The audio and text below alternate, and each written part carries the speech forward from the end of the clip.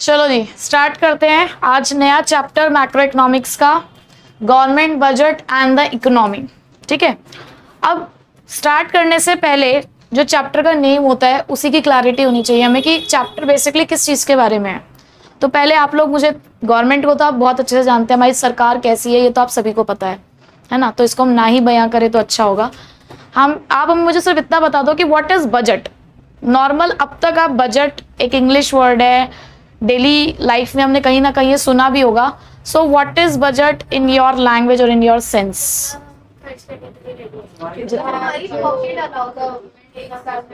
ठीक है, आप मुझे ये कह रहे हो कि जब हम बजट के बारे में बात करें तो हम सिर्फ एक्सपेंडिचर के बारे में बात करें?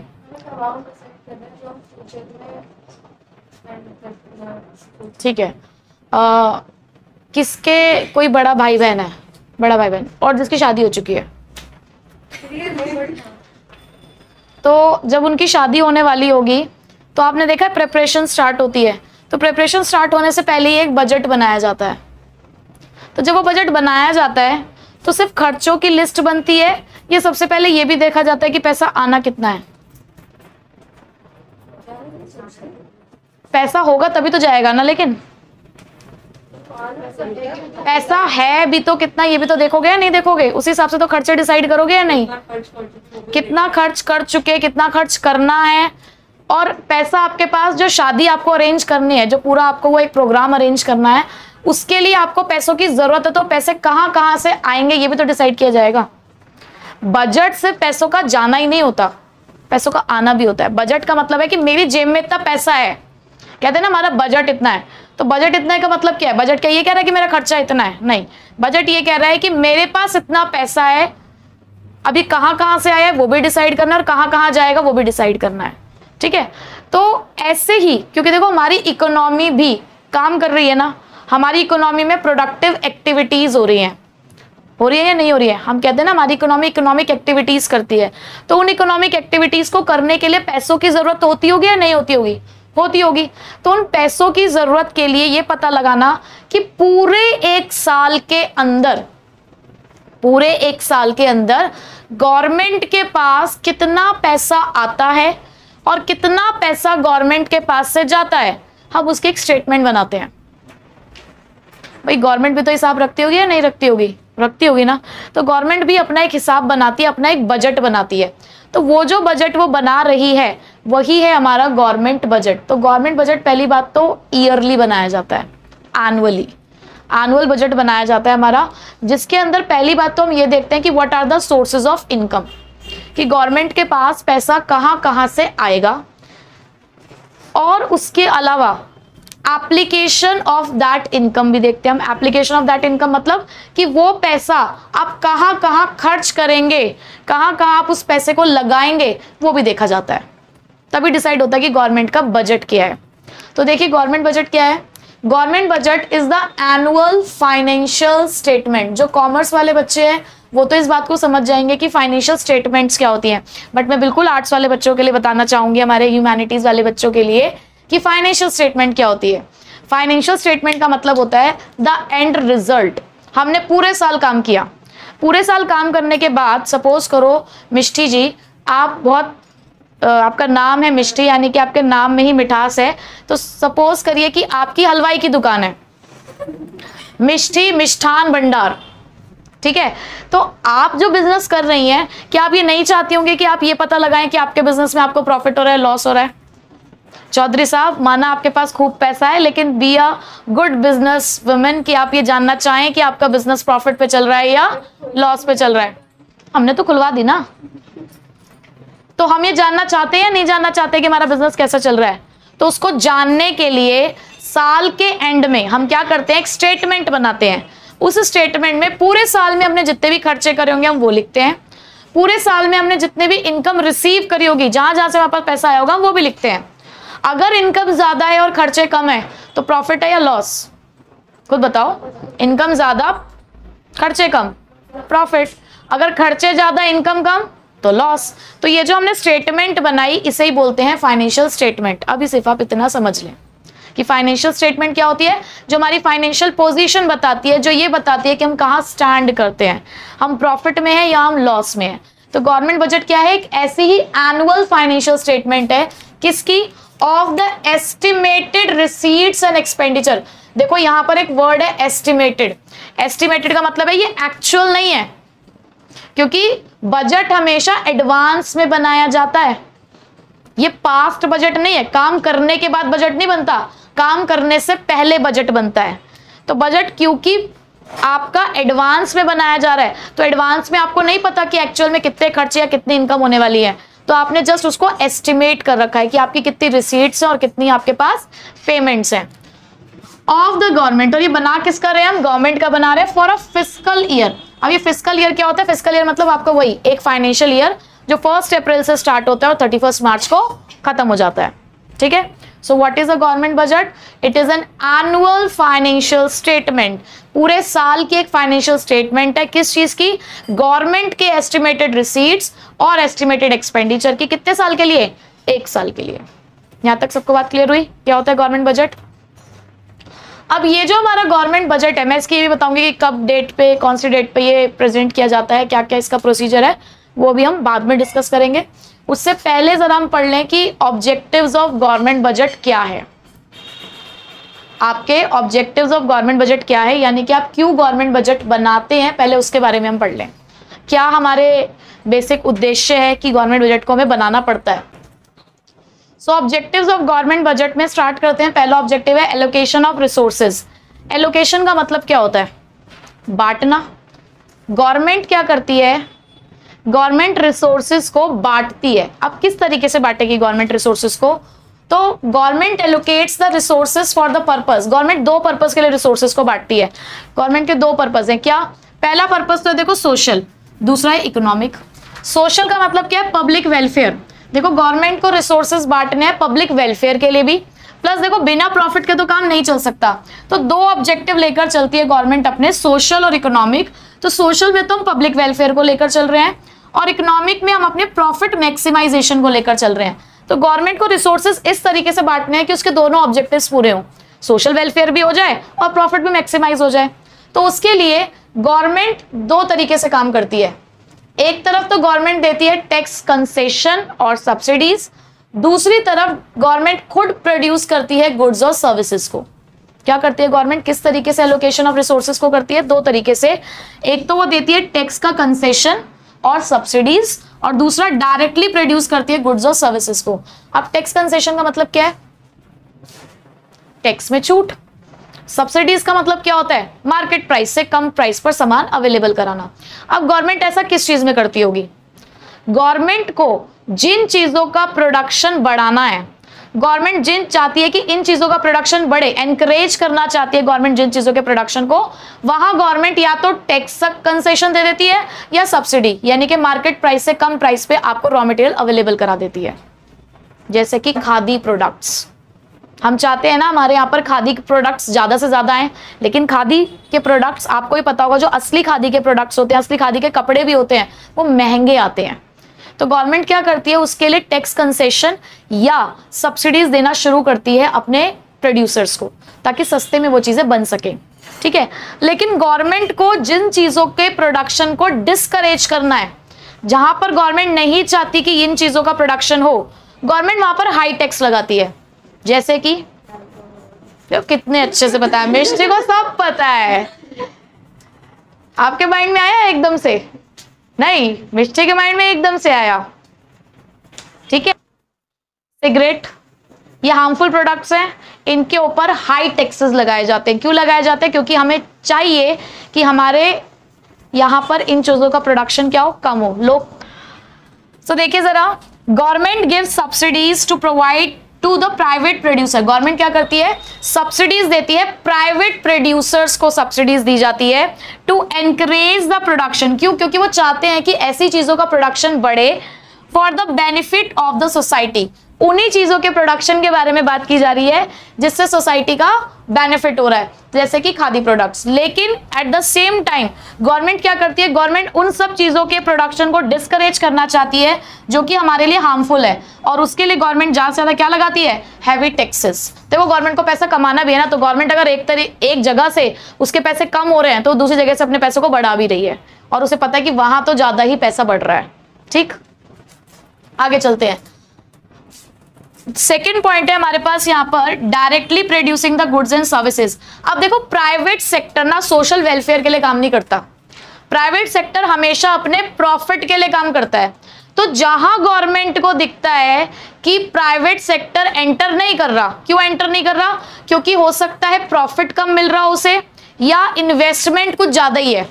अगर प्राइवेट सेक्टर को दिखता है कि यहां पर इन्वेस्टमेंट बहुत ज्यादा है और प्रॉफिट कम है, तो ऐसे एरियाज में प्राइवेट सेक्टर एंटर नहीं करता, तो वहां पर गवर्नमेंट को खुद घुसना पड़ता है।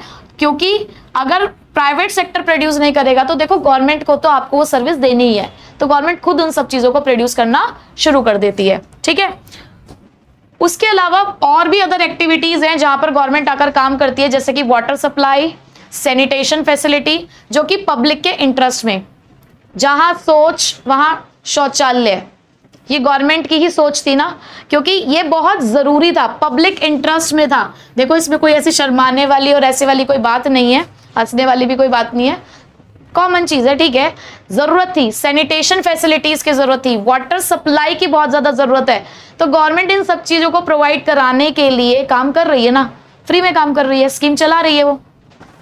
उसके बाद गवर्नमेंट पब्लिक गुड्स भी देती है। अब ये पब्लिक गुड्स क्या होते हैं? पब्लिक गुड्स,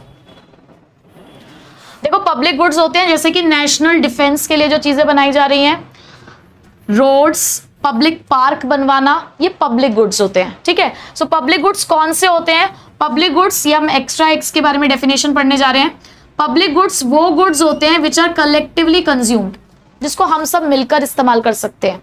हम सभी एक पार्क में जाके हा हा कर सकते हैं ना, सुबह सुबह योगा भी कर सकते हैं, एक्सरसाइज भी कर सकते हैं, हम सभी एक साथ जा सकते हैं ना, हम कलेक्टिवली इसको इस्तेमाल कर सकते हैं। क्यों खुशी? पब्लिक पार्क्स में क्या हम सभी नहीं जा सकते? जा सकते हैं ना। क्या हम सभी एक रोड को एक साथ इस्तेमाल नहीं कर सकते? मना कर रही हो? कर सकते हैं ना। तो ये क्या है हमारे लिए? ये पब्लिक गुड्स हैं जिसको आप कलेक्टिवली कंज्यूम कर रहे हो।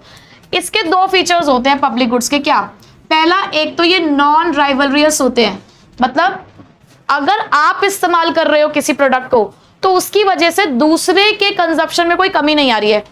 आप जा रहे हो अगर पब्लिक पार्क में किसी, तो क्या इसकी वजह से किसी दूसरे को प्रॉब्लम हो रही है? क्या उसके लिए कुछ कमी पड़ रही है उसमें? नहीं, जितनी हवा आप नेचर की ले रहे हैं उतनी हवा उसे भी मिल रही है वहां जाकर। तो यहां पर अगर एक पर्सन कंजप्शन कर रहा है, that doesn't reduce the amount available for others, तो वो दूसरे का कोई नुकसान नहीं कर रहा है। अगर कोई एक पर्सन किसी पब्लिक प्रोडक्ट का इस्तेमाल कर रहा है, पब्लिक गुड्स का इस्तेमाल कर रहा है, तो इससे दूसरे को कोई नुकसान नहीं हो रहा है। दूसरा, ये नॉन एक्सक्लूडेबल होते हैं। नॉन एक्सक्लूडेबल मतलब कि यहां पर हमारे पास ना कोई तरीका नहीं है कि हम ये पता लगा सके कि कौन बेनिफिट ले रहा है कौन बेनिफिट नहीं ले रहा है। अब जैसे कि अम्यूजमेंट पार्क होते हैं, अम्यूजमेंट पार्क है, फ्री में जाते हो क्या वहां तो पैसे लगते हैं ना। वहां जो पैसे देगा वही अंदर जाएगा, वही उस बेनिफिट को एंजॉय करेगा, जो पैसे नहीं देगा वो एंजॉय नहीं करेगा। पब्लिक पार्क में भी जाने के पैसे देते हो क्या? पब्लिक पार्क में जाने के तो आप कोई पैसे नहीं देते, फ्री में जाते हो। कोई वहां पे आके खड़ा तो नहीं होता कि लो मैडम 10-10 रुपए देते जाओ और अंदर पहुंचते जाओ। तो पब्लिक पार्क में तो आपके ऐसे कोई पैसे वैसे नहीं लगते ना। यानी कि यहां पर आप पेयर्स और नॉन पेयर्स को आप अलग अलग नहीं कर पा रहे हो, सेग्रीगेट नहीं कर पा रहे हो। ठीक है, तो जो लोग फ्री में इन सब फैसिलिटीज को इस्तेमाल कर रहे हैं, जैसे कि हम जैसे लोग, तो उन्हें बोलते हैं फ्री राइडर्स। ठीक है, तो पब्लिक गुड्स क्या होते हैं? पब्लिक गुड्स वो गुड्स होते हैं जहां पर कोई राइवल का मतलब क्या होता है? किसी से कोई दुश्मनी, राइवल दुश्मनी को तो शो करता है। तो यहां पर एक का कंजप्शन दूसरे के कंजप्शन को अफेक्ट नहीं कर रहा, प्लस यहां पर आप पे कर रहे हो या नहीं पे कर रहे हो, इस चीज का कोई डिफरेंशिएशन नहीं है। ठीक है, तो पब्लिक गुड्स प्रोवाइड कराना भी हमारे गवर्नमेंट का ही काम है। तो अब तक हमने सिर्फ एक ही ऑब्जेक्टिव पढ़ा। क्या था वो एक objective? Allocation of resources.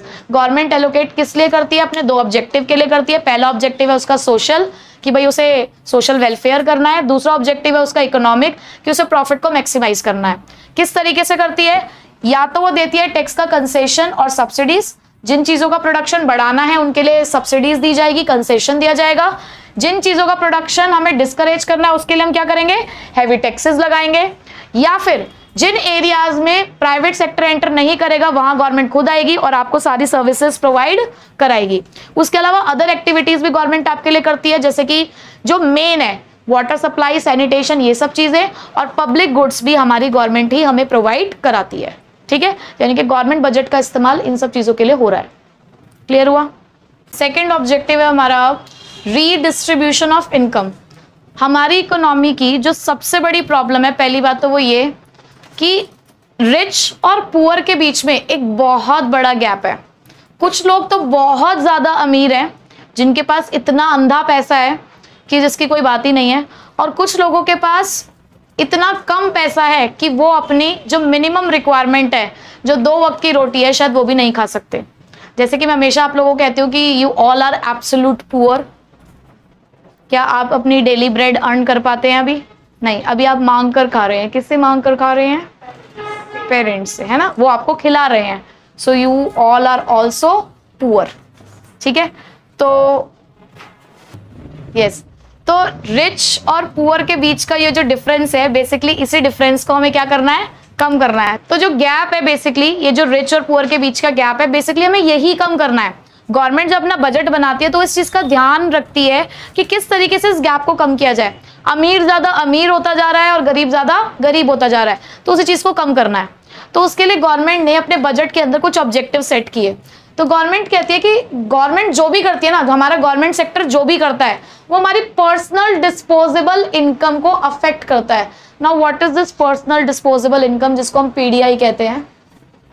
Personal disposable income का मतलब है मेरी जेब का पैसा, सारे खर्चे करने, मेरी जेब में भी नहीं है कुछ भी अभी फिलहाल, सारे खर्चे करने के बाद, सारे टैक्सेस, अपने पर्सनल टैक्सेस देने के बाद भी जो हमारी जेब में पैसा बचा, उसे हम कहते हैं disposable income. Personal disposable income यानी कि हमारा वो पैसा जिसको हम अपनी मर्जी से खर्च कर सकते हैं, जो हमारी जेब में बचा है हमारे लिए। समझ आ रही है? पीडीआई क्या होता है? Personal disposable income. तो गवर्नमेंट सेक्टर जो भी करेगा, अब देखो आजकल टमाटर के भाव कितने आगे चल रहे हैं ना, 200, 260, 160, 100 रुपए से स्टार्टिंग हुई, वो पढ़ते पढ़ते आज बहुत ज्यादा पहुंच चुका है। क्या ये हमारे अपने मम्मियों से पूछना कि क्या ये उनके बजट को अफेक्ट नहीं कर रहा है? जहां पर अगर वो सपोज करो दिन के 200 रुपए निकालती होंगी, 2-3 दिन की सब्जी लेने के लिए 200 रुपए उन्होंने निकाले कि चलो 2-3 सब्जी ले लेते हैं, टमाटर, प्याज, आलू, तोरी, घिया, टिंडे, 300 निकाल लो भाई। मैंने ये थोड़ी कहा है कि सारी ले लो, जो आपको पसंद हो वो तो लोगे, 2-3 सब्जी तो ले ही लोगे 200 रुपए में। लेकिन अब 200 रुपए में सिर्फ 1 किलो टमाटर ही आएंगे, और टमाटर के बिना सब्जी तो कोई बनती नहीं है। मतलब कुछ कुछ बन सकती हैं, बट फिर भी चाहिए तो है ही ना टमाटर हमें। तो क्या ये हमें अफेक्ट नहीं कर रहा है? हमारी डिस्पोजेबल इनकम को अफेक्ट नहीं कर रहा है? क्या पता आपकी मम्मी पापा से लेती हो 500 रुपए, कहती हो जी 500 रुपए की सब्जी आती है, आती हो हमेशा 350 रुपए की, लेकिन अब तो 500 की ही आ रही होगी। तो वो जो 150 रुपए वो आजकल एंटी किया करती थी, जोड़ा करती थी, अब तो वो नहीं जोड़ पा रही होंगी ना। क्यों? अफेक्ट होगी ना उसकी डिस्पोजेबल इनकम।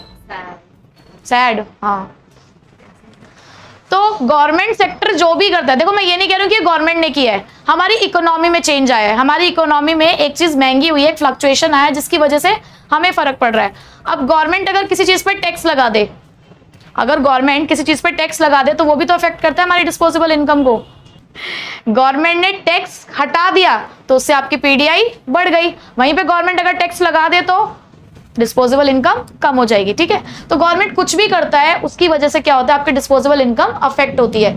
गवर्नमेंट बहुत सारे ट्रांसफर्स करता है। ट्रांसफर्स का मतलब क्या है यहाँ पर?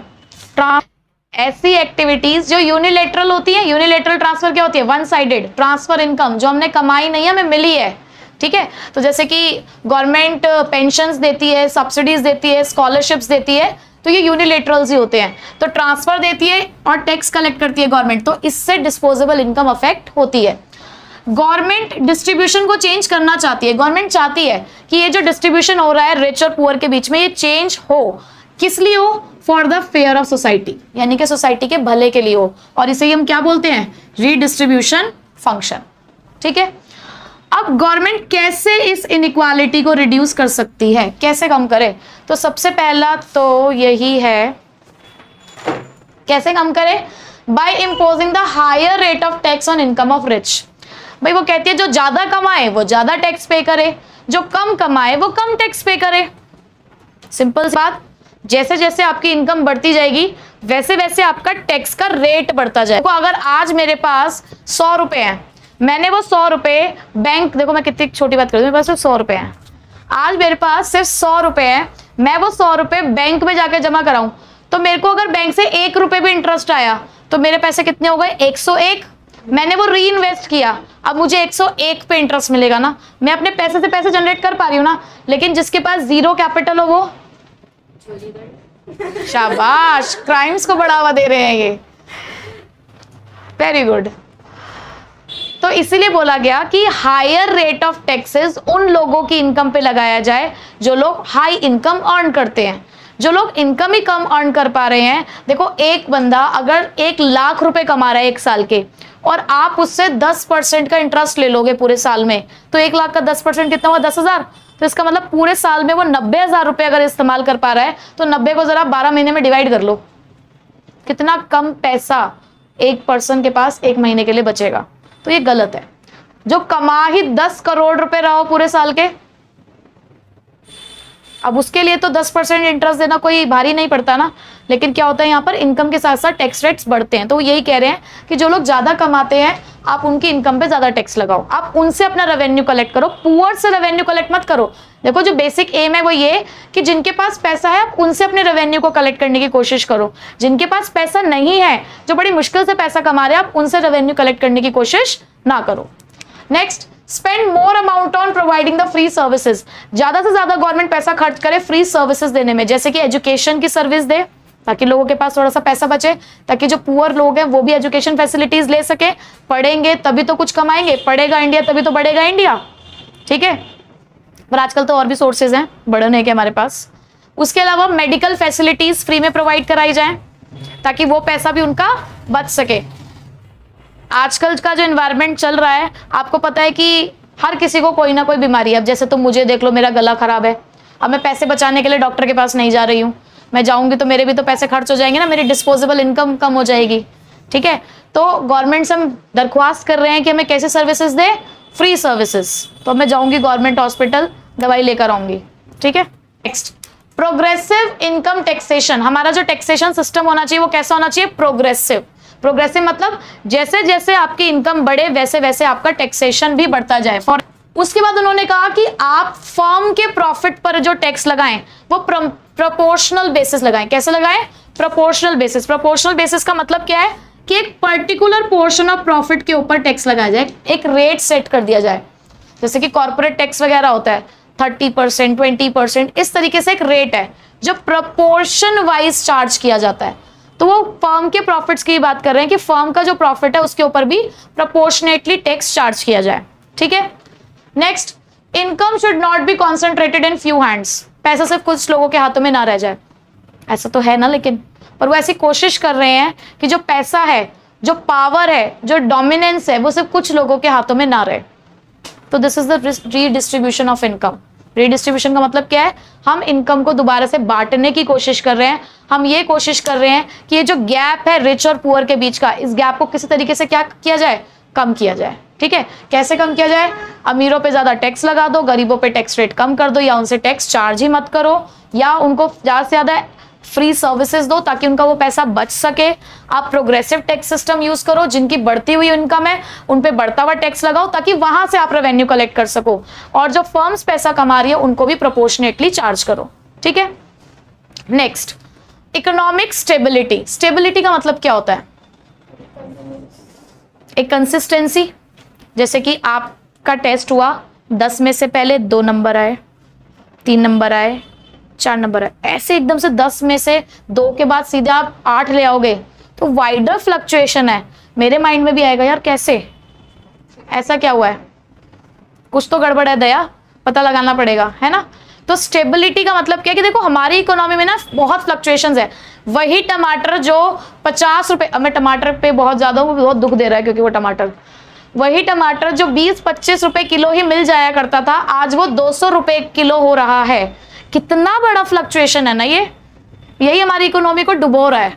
बाहर की कंट्रीज में क्या होता है कि जो चीजें महंगी होती है ना वो उसको छोड़ देते हैं, और हम तो रह ही नहीं सकते, हम एक दिन भी नहीं छोड़ सकते। अगर हम 1 से 2 दिन भी टमाटर को छोड़ देना, उसके प्राइस अपने आप ठीक होने शुरू हो जाएंगे, बट हम नहीं छोड़ पा रहे हैं।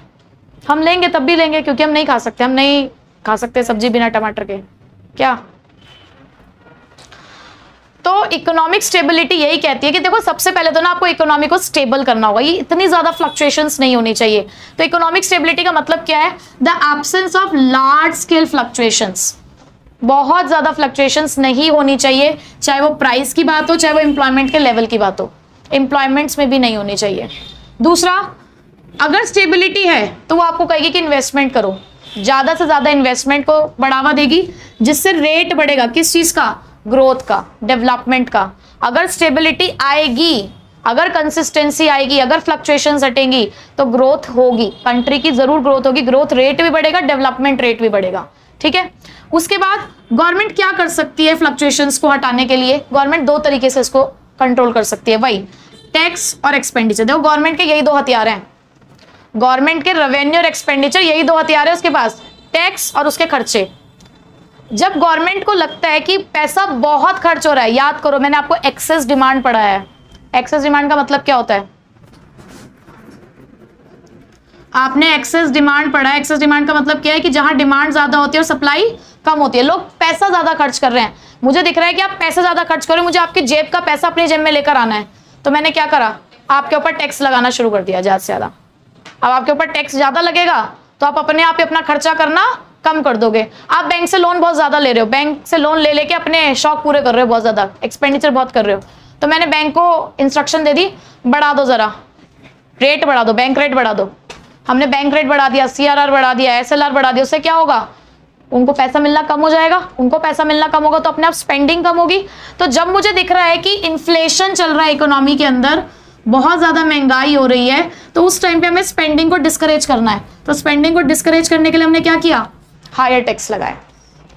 इसी को ही मैं अपोजिट करूं, डिमांड ही नहीं है मार्केट में, लोग खरीद ही नहीं रहे, लोगों के पास पैसा नहीं है, मुझे लोगों को पैसा देना है, तो हम करते हैं ना बैंक को ऑर्डर, CRR कम हो गई है, SLR कम हो गई है, बैंक रेट कम हो गया है, जिससे बैंक के पास पैसा है, कमर्शियल बैंक के पास पैसा आएगा तो पब्लिक को देगा, पब्लिक को देगा तो पब्लिक क्या करेगी? खर्चा करेगी। तो ऐसे में हम लोग क्या करते हैं, प्लस गवर्नमेंट चाहती है कि लोग ज्यादा से ज्यादा इस सामान को खरीदे, तो टैक्स को भी क्या कर देती है? कम कर देती है।